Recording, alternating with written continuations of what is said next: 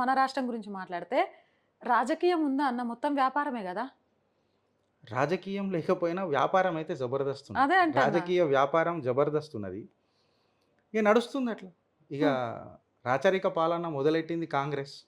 అలా హీన చరిత్ర అయిన తర్వాత బద్మాష్ చరిత్ర బీఆర్ఎస్ మొదలెట్టింది.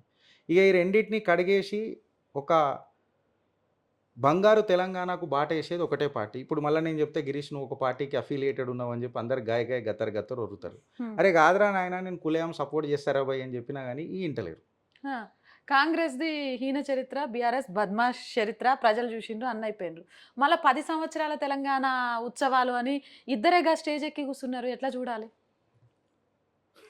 ఆళ్ళే కూర్చుంటారు కదా! ఇప్పుడు నిన్న తెలంగాణ వేడుకల గురించి నేను కమెంట్ చేయ ఎందుకంటే ఒక తెలంగాణ పౌరుడు లెక్క మన బాధ్యత కూడా. ఆ! కాకపోతే అందులో నాకు ఇద్దరు స్టేజ్ ఎక్కిండ్రు. అసలు ఆ స్టేజ్ మీద ఆళ్ళు కనబడతలేరు. మీరు మీరు ఒకటి అర్థం చేసుకోవాలి ఆళ్ళ అంతరార్థం. స్టేజ్ ఎక్కి మాట్లాడుతుంది ఒక పెద్ద మనిషి మాట్లాడినా ముఖ్యమంత్రి హోదాల. ఆయన తెలంగాణ తల్లి అని చెప్పి ఒక బిరుదిస్తున్నాడు. ఇది డైజెస్ట్ అయితలేదు తెలంగాణ ప్రజలకు. ఆ! తెలంగాణ తల్లి అనేది మాకు తెలంగాణ తల్లి ఒకటే తల్లి. అంతే. సోనియమ్మ తల్లి మాకు తెలంగాణ తల్లి గాదు. ఎందుకు గాదు అననంటే 2009లో ఈమెనే మాటిచ్చింది తెలంగాణ ఇస్తా అని. 1200 మంది ఆత్మ బలిదానాలు చేసుకున్న తర్వాత చిదంబరం వచ్చి మళ్ళా ఒక క్షమాపణ జెప్పి, అవును మేము మాట తప్పినాం. మేము మేనిఫెస్టోలో పెట్టి మాట తప్పినాం. తెలంగాణకు కట్టుబడి ఉన్నాం. అందుకే ఇప్పుడు మళ్ళా మొదలెడుతున్నాం. మళ్ళా మొదలెడుతున్నాం అనేది నాకు మంట. హ్మ్. ఈడనే ఆట మొదలైతది. మళ్ళా ఇదే తెలంగాణ రెండవ ముఖ్యమంత్రి గౌరవనీయులు, పెద్దలు అనుముల రేవంత్ రెడ్డి గారు ఆనాడు బలిదేవత అన్నాడు. అవును. పదవి రాంగానే బలమైన దేవత అంటున్నాడు. ఆనాడు అది కరెక్టే, ఈనాడు ఇది కరెక్టే అని అంటున్నాడు. సో, ఆ వేడుకలల్లా నాకు పదవి ఆకాంక్షలే కనబడ్డాయి తప్ప, పెద్దగా ఒరిగేదేం లేదాడ. హ్మ్. ఈయన ఒక వేదిక పెట్టుకుంటాడు, ఆయన ఒక వేదిక పెట్టుకుంటాడు. సింపుల్‌గా గిట్లా నడిచిపోయిందది. దీని మీద ఇంగ మనం ఏం పెద్దగా డిస్కస్ చేస్తాం. అదొక నిజంగా చెప్తే ఒక డిస్కషన్ పాయింట్ అయిందది. డెఫినెట్‌గా. ఈళ్ళు 10 ఏండ్లల్లా 100 ఏండ్లు నాశనం చేసిర్రు అని ప్రతిపక్షంలో ఉన్నప్పుడు మీరు మినిమమ్ మాట్లాడాలి కదా! అసలు గట్ల గాకుండా 10 ఏళ్లలో 7,00,000,00,000 అప్పు జేషిండు. మొత్తం భ్రష్టు పట్టిచ్చిండు. 100 ఏళ్ల నాశనం జేషిండన్నాడు. ఆయన కోసం షేరేసి పాపం ఎదురు జూసుకుంటూ కూసున్నాడు. అసలు నాకక్కడ లాజిక్కే అర్థం గాలేదు. వెనకటికొక 'రవితేజ' సినిమానా అది ఏదో ఉండే. 'రా రమ్మని రారా రమ్మని రామచిలుక పిలిచెను ఆ! ఈవెల' అని ఈయన కూసున్నాడు. ఆయన రాడాయన.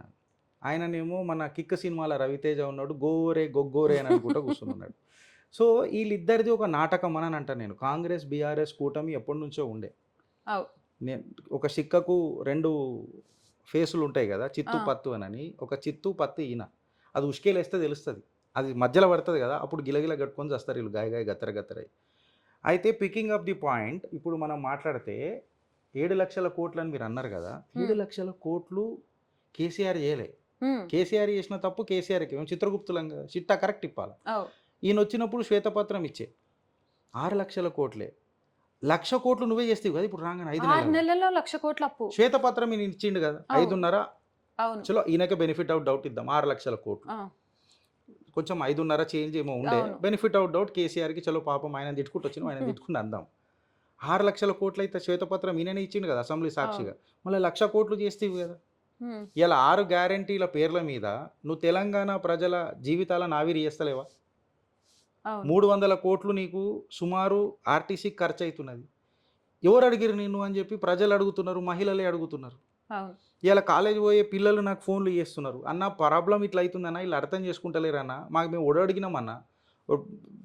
300 పెట్టి పాస్ కొనుక్కోలేమనన్న ఉద్దేశంలో వాళ్ళు మాట్లాడుతున్నారు." ఇంకా హైలైట్ ఏందంటే ఈ 300,00,00,000లో ఎన్ని సంక్షేమ పథకాలు చేయలేం? హ్మ్. ఎంతమందికి చేయలేం? అవును. ఈ పాయింట్ మర్చిపోతున్నారు అందరూ. ఎవరు అడిగిర్రు మిమ్మల్ని? సో, ఇలా సంక్షేమాలన్నీ స్కాములకే. ఆయన కులేయం అని అన్నాడు కదా! లంకె బిందెలు ఉన్నాయని వచ్చిన ఈడ లొట్టపీస్ ఏం లేవు అని చెప్పి ఆయన కులేయం ఒప్పుకున్నాడు రేవంత్ రెడ్డి. సో, ఏడికేనైతది?